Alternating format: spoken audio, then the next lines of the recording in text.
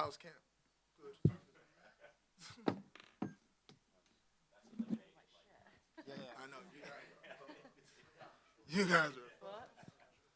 Well, let's talk about it. So, when you hear the same question over and over again, does it eventually just like make the subject play on your mind, or does it just No. turn off and it's like, okay, I It don't just care? means you guys are gonna get the driest answers I've got. Like, oh, how was the flight? Good. How you adjusting to the time change? Well, like you gotta give me something in order to give you guys something. If let's say Tom wins on Saturday or you win, do you think this should count as a legitimate title defense for him, or should it count as an undisputed title win for you when they inevitably promote it to the undisputed title? So basically, you're asking if this is the real belt. Yeah. Yes, this is the real belt in my mind. In my mind, Jones versus Stipe is just their retirement fight. Not to be rude, but we know they're both one or two fights away. So more than likely, this is their get the bag and get out fight, which is fine. That's how I view it. Have you been surprised, like how animated Dana's been about John Jones recently? It's like anytime his name even comes up, it's like he's the best ever and stuff like that. Are you surprised that he's like so intense to push that? No, this is Dana White, one of the greatest promoters in the world. He knows how to add hype and market. That's what he does. That's his job. He's one of the best at it. I'm not shocked. I expect it actually. Do you think he's doing it because he knows that John Jones is about to fight, so he's just sort of laying the table for that? Yeah, that's how it feels. Like he wants to squeeze that juice, get the last drop, and he wants everyone to watch it. So that's how I view it. Do you agree with him that John Jones is currently the pound for pound best, or do you think you have to be active to be in that discussion? You got to be active. This isn't like a skill based thing. This is an activity thing. He hasn't been that active. Can't be the best if you're not being active. And how are you adjusting to the time change over here? Well, you're cheeky. Curtis right here. Sticking with the John Jones thing though, but John, he goes on these Twitter Q&As with fans a lot, and he kind of said, in as short as that first fight was, he thought you were winning that fight. Did you think you were actually winning that fight, or was it just not quick enough or long enough to kind of? I do feel like I was beginning to find my range. I'm sure everyone in here has watched that over. It's not hard to watch it 40 times in a row. I have. I do feel like I was starting to find my range. So yes. And how much of obviously Tom is a high level black belt, but he's everyone says hyper athletic, hits strong and fast. You've fought in Derek Lewis and Ngannou, Sergey Pavlovich, the three heaviest hitters in this division. You trained for Jailton Almeida, who everyone said had the best grappling in this division. Did you have to do anything specifically for Tom that maybe you didn't have to do for those other guys? Working with smaller guys a little bit just to get used to more hand speed, but that's the only adjustment. And I think I saw maybe it might have been, I can't remember what video it was, but at one point you weren't taking MMA 100% seriously, I think. And I guess what switched in your mind now that you are taking MMA 100% seriously? When I moved to Denver, prior to that, I was basically doing my workouts at a UFC gym. Sure. Didn't have anyone to spar with. I was sparring with featherweights. I was BSing. I got in the UFC just off my athleticism and being able to wrestle everyone. And I knew after I debuted against Ngannou, like where I was not the place to be in order to grow. Moved out to Denver, joined Elevation. We're now Forge, and the best decision I made in my career. Do you think heavyweights get credit for being high-level martial artists because most people just kind of look at you and you can hit them once and they go to sleep? I think majority of fans, they just watch the highlights. They don't watch how did he set that up? Did he use a jab? Did he switch his stance? Did he use the inside leg kick to distract him? They just see hand on the face. The guy falls down. I think everyone, like the way they judge heavyweights, we should be judged on a different scale because the exchanges that smaller guys have. Like I was at the Denver fights. My buddy Drew Dober was fighting that Brazilian guy. They were banging. You can't do that at heavyweight. Those exchanges, we should be graded on a sliding scale. We don't get to. You can make a mistake at bantam, feather, light, even welterweight. After welterweight, mistakes become a lot more costly, but especially heavyweight. It could be a jab. I've seen heavyweights get dropped with jabs. It's not happening at bantamweight. So Right. I think we should just be judged on a different scale. And unrelated to this fight, I don't know if you saw, but on November 1st, they're going to roll out some of these new rules that they approved changing. did So see. 12 six elbows, and they've redefined what a grounded opponent is. I'm curious, so you've clearly heard these, and what do you make of these new rule changes? They feel very grappler friendly, so I'm surprised because I know a lot of people don't like grapplers. So I'm a little shocked, but I'm happy because the elbows especially that's going to open up a lot of stuff. And, I kind of wish it was already active. and John said that he might try to appeal that lone loss to Matt Hamill. He So should. I always view he's undefeated. Does anyone in here not agree? oh, we got a contrarian. Oh. You're right. You're right. We all have to do the rules. You're right. You're right. That's a good one. Mazzagatti who made the mistake in saying not saying. Oh, we're getting the banter. No. Banter. You appeal the referee, remember? You appeal the referee's decision rather than the rules. Oh no. Wasn't the guy who told Matt Hamill to fight back and Matt Hamill couldn't hear it? There's one final one for me. Bilal Muhammad was in here, and he said, Chicago doesn't really have good pro sports right now, and you guys can bring back the belts to Chicago. So how special is it to have him also chasing for the UFC title on this card? It's amazing to have two guys from the same area. We both grew up on the South Side. It's amazing. I didn't really bump into him. That's how you know when I was home in Chicago, I wasn't really doing what I was supposed to be doing. Had I been, probably would have walked into Bilal years ago. But I think it's great. We got two opportunities to bring home a belt. I hope we go 2-0. It'll be great for the city.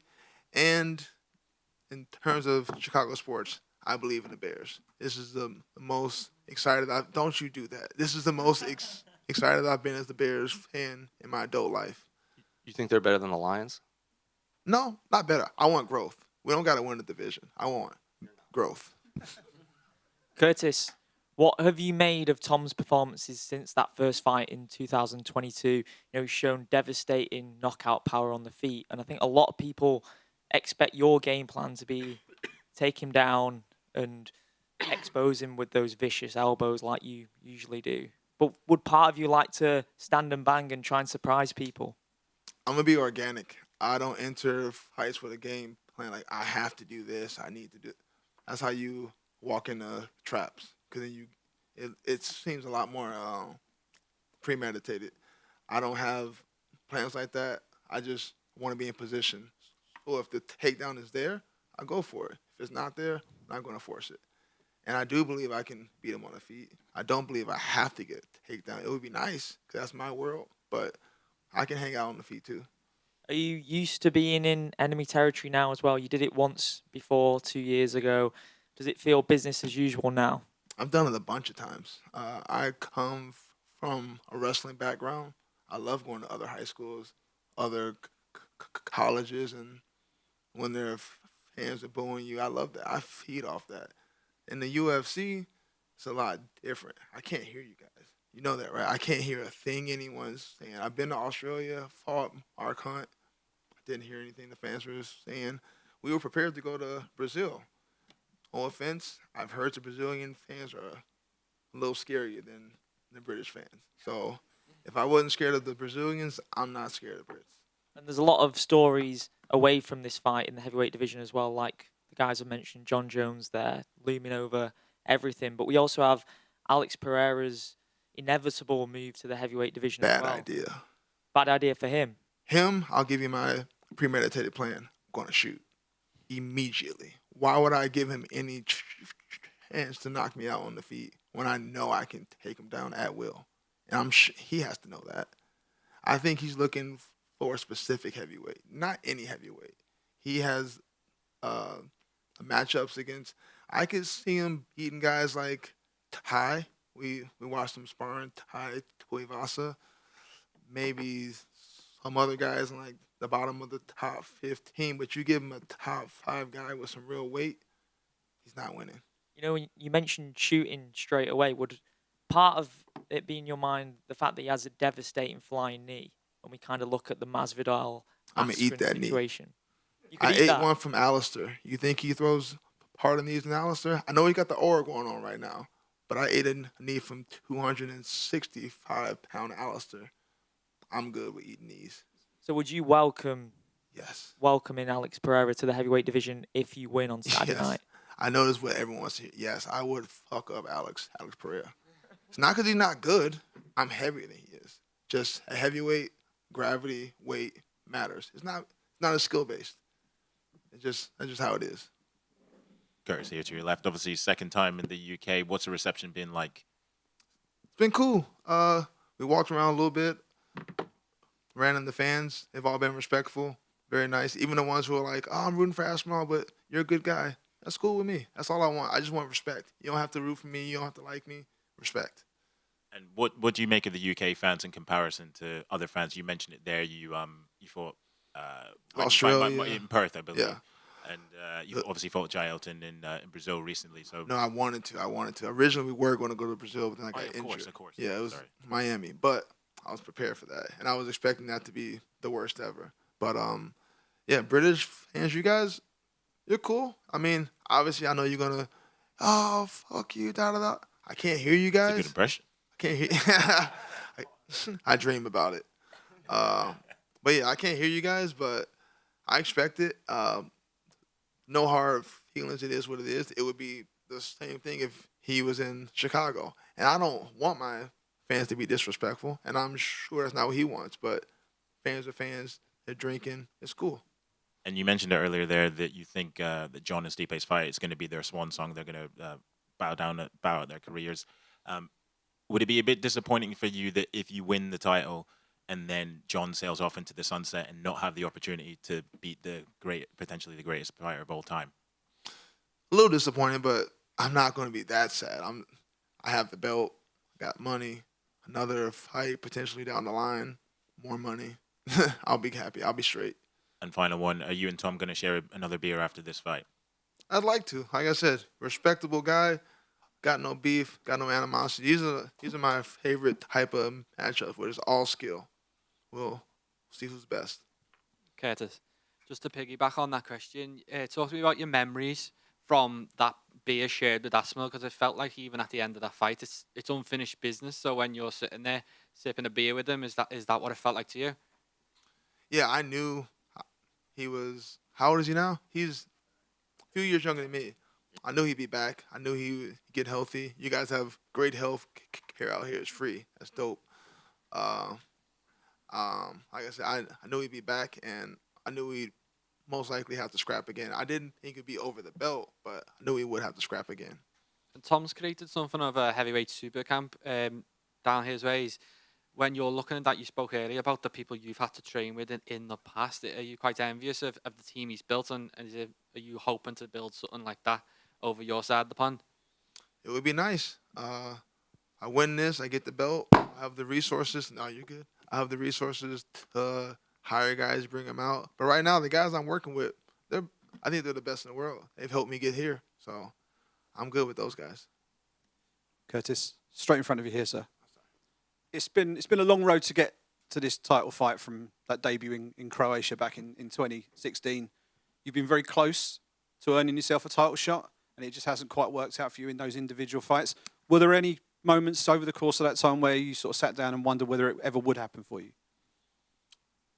After I beat Alistair, I was number 2. He was number 5. I beat him, or maybe it was reversed. Then I bumped up. But either way, I thought after I beat Hunt in February, I beat Alistair in June, and then they gave the interim title versus DC. They gave it to Derek Lewis.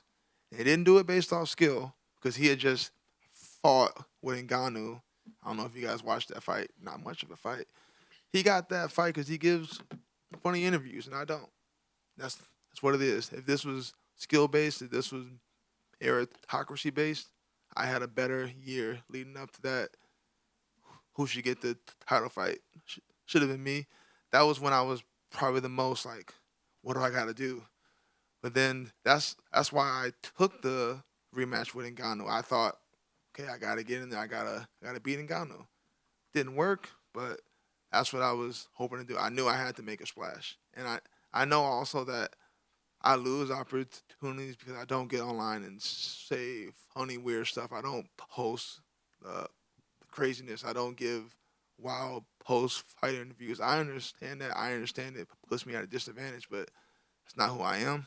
I didn't grow up like that. I came from wrestling. We don't talk smack. You shake the guy's hand before the match and after the match. Just a respectful guy, and I'm all right with the decisions I made. It still worked out. I still got the title fight. Just took a little longer than expected. And if it all goes your way on Saturday night and they wrap that belt around your waist, given the journey that you've been on and the hard yards you've had to put in to get this shot, what would it mean to you to be crowned a world champion in the UFC after all this time? It means everything. It means all the little decisions I made along the way, they'll be validated.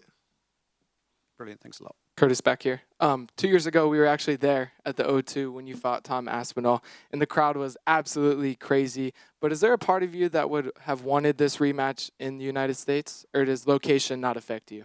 This could be on the moon. Like, let me, fans, the venue does not matter. I don't know why y'all think it does, and you think the face-off banner is like, ooh, he won the face. None of that matter. I think I probably lost every face-off. I don't care where we fight because fans, they can't help him, can't hurt me. So the venue does not matter to me at all. Hi, Curtis. Kaz for Tile Sports Network. I noticed that you was meant to do a podcast with Bisping, and then your coaches said no. I was just wondering why. Was it because you was worried about him breaking down your game plan too much? Well, we know Bisping's homies, and I don't want to put him in a position where he has to feel like he has to be a certain person around me that he wouldn't be around Aspinall. It was just, I know it's weird, so it was just easier that way. I would love to do a podcast with him after if he still wants me, but yeah, that was our decision. Yeah. One thing I like seeing is how much you're representing people with stutters, and I was wondering, has many people reached out to you, like, to ask for advice and stuff? Yeah, I've been getting those for years now, and I never really saw myself as like a spokesman for speech impediments, but it was my dad. He has a speech impediment also. I got it from him. It's hereditary. It's not because CTE. Let's get that out there. I know I get asked that the most. Yeah, I'm happy. My daughter has a speech impediment, and it scares me. I know children are mean. I know how it was for me growing up in Chicago. They can be real mean. It's one of the reasons I went to all boys school because I realized when you remove the female, no offense, when you remove the females out of the room, the guys are a lot nicer. That's one of the reasons I went to all guys high school. Don't regret that.